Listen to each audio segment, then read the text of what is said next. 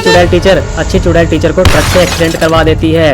बुरी चुड़ैल कहती है, अब देखती हूँ वो नागिन की बेटी को कैसे पढ़ाती है। स्कूल में फर्स्ट तो मेरे बच्चे ही आएंगे और मेरा नाम होगा। एक गांव में कुछ चुड़ैलों का स्कूल था, जिसमें से एक टीचर अच्छी चुड़ैल थी और दूसरी टीचर बुरी चुड़ैल थी। उसी स्कूल में एक इच्छाधारी नागिन की बेटी भी पढ़ा करती थी।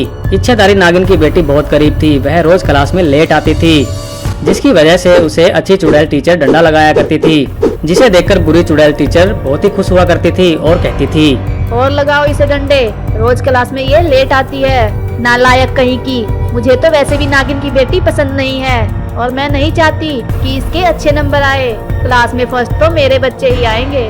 उस चुड़ैल के बच्चे भी नागिन की बेटी को बहुत परेशान किया करते थे। चुड़ैल का बेटा बोलता है, हमसे ज्यादा पढ़ाई करेगी तू, हम तुझे पढ़ने नहीं देंगे। बहन, इसका बैग छीनकर बाहर फेंक दो।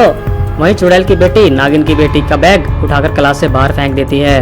नागिन की बेटी बहुत रोती है, लेकिन वह बेचारी कुछ कर भी तो नहीं सकती थी। एक दिन अच्छी चुड़ैल स्कूल की तरफ जा रही थी। वह देखती है कि नागिन की बेटी अपनी माँ को हॉस्पिटल ले जा रही थी। चुड़ैल टीचर नर्स से पूछती है, ये लड़की यहाँ क्यों आई है और वो कौन है? वह बताती है, ये लड़की की माँ है और ये लड़की इसे रोज हॉस्पिटल लेकर आती है। इसकी माँ बहुत बीमार रहती है। फिर वह देखती है कि नागिन की बेटी भागते हुए स्कूल में चली जाती है। इससे अच्छी चुड़ैल को पता लग जाता है कि वह क्लास में लेट क्यों आती है। क्लास में पहुंचते ही इच्छाधारी नागिन की बेटी टीचर को एक डंडा देती है ताकि उसे वह मार सके। नागिन की बेटी कहती है, ये लीजिए मैडम जी, ये लीजिए डंडा। आज भी मैं लेट आई हूँ, क्या आज आप मुझे नहीं पीटेंगी? लेकिन अच्छी चुड़ैल टीचर उसे नहीं मारती और अपने गले से लगा लेती है। वह कहती है, नहीं मेरी बच्ची, मैंने आज सब देख लिया है कि तुम कैसे अपनी माँ को हॉस्पिटल लेकर जाती हो, जिसकी वजह से तुम रोज लेट हो जाती हो। मैंने तुम पर कितना जुल्म किया है। आज के बाद मैं तुम्हें नहीं मारूंगी, मुझे माफ कर दो। तुम तो एक बहुत ही अच्छी स्टूडेंट हो। ऐसा कहकर अच्छी चुड़ैल टीचर उसे और भी अच्छे से पढ़ाने लग जाती है और बहुत ही अच्छी शिक्षा देने लगती है। यह देखकर बुरी चुड़ैल टीचर बहुत ही परेशान हो जाती है। वह कहती है, अगर अच्छी चुड़ैल इसे अच्छी शिक्षा देगी तो ये फर्स्ट हो जाएगी और फिर मेरे बच्चे फर्स्ट नहीं आएंगे। मैं ऐसा नहीं होने दूंगी। फिर अगले दिन बुरी चुड़ैल टीचर अच्छी चुड़ैल टीचर को ट्रक से एक्सीडेंट करवा देती है। बुरी चुड़ैल कहती है, अब देखती हूँ वो नागिन की बेटी को कैसे पढ़ाती है। स्कूल में फर्स्ट तो मेरे बच्चे ही आएंगे और मेरा नाम होगा। नागिन की बेटी अच्छी चुड़ैल टीचर को देख लेती है और उसे उठाकर तुरंत हॉस्पिटल लेकर जाती है। वह उसकी सेवा करती है, जिससे अच्छी चुड़ैल टीचर ठीक हो जाती है। वहीं इच्छाधारी नागिन भी ठीक हो जाती है।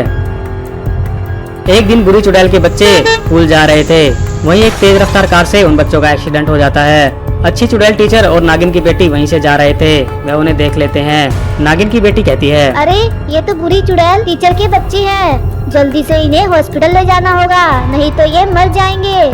वह दोनों उन्हें तुरंत हॉस्पिटल ले जाते हैं। टाइम रहते हुए उनकी जान बच जाती है। डॉक्टर कहता है, अगर इन्हें लाने में जरा सी भी देर हो गई होती तो यह जिंदा नहीं बचते। अच्छा हुआ तुम इन्हें टाइम से यहाँ ले आए, अब वो दोनों ठीक हैं। तुम दोनों ने बहुत ही अच्छा किया। बुरी चुड़ैल यह देखकर रोने लग जाती है और कहती है, मैंने तुम्हारा हमेशा बुरा किया, लेकिन तुमने मेरे बच्चों की मदद की। मैं बहुत ही दुष्ट हूँ, मुझे अपने किए पर पछतावा है।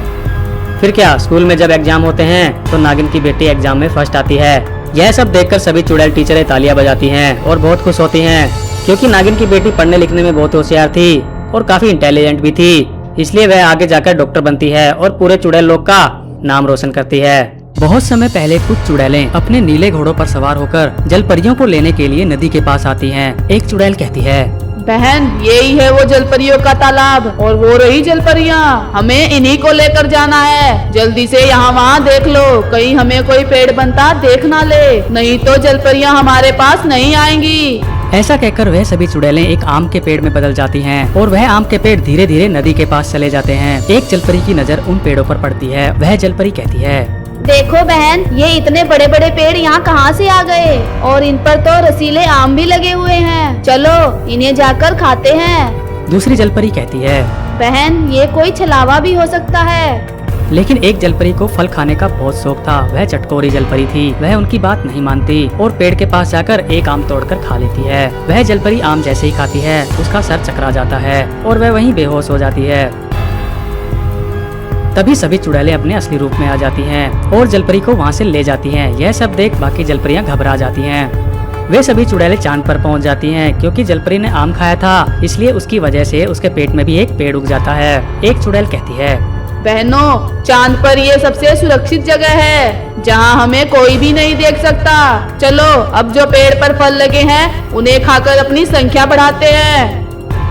उस पेड़ पर एक लाल कलर का चमकीला आम भी उगा हुआ था। वह एक श्रापित आम होता है। चुड़ैल उस आम को छोड़कर बाकी सब आम खा जाती हैं और देखते ही देखते वह चुड़ैल कई गुना बढ़ जाती हैं। उसी चांद पर 2 छोटे चुड़ैल भी रहती थी। वह यह सब देख लेती हैं और कहती हैं, ये अच्छी बात नहीं है। तुम अपने स्वार्थ के लिए किसी जलपरी को ऐसे नहीं मार सकते। लेकिन चुड़ैलें उनकी बात पर ध्यान नहीं देती और वहाँ से उन्हें भगा देती हैं। भाग जाओ यहाँ से, आई बड़ी समझाने वाली।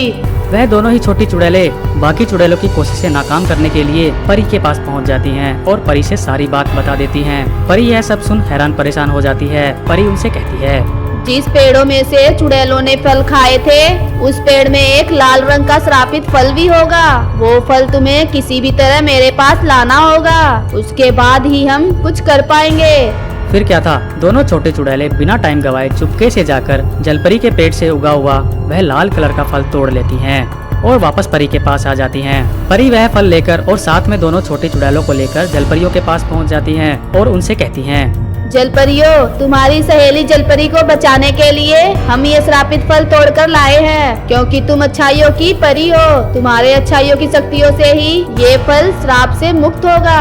क्योंकि जलपरियां भी घबराई हुई थी तो वह परी की बात मान लेती हैं और अपनी सारी अच्छाइयों की शक्तियां उस फल में डाल देती हैं। वह फल श्राप से मुक्त हो जाता है और उसका रंग भी चेंज हो जाता है। फिर क्या, परी उसे खा लेती है।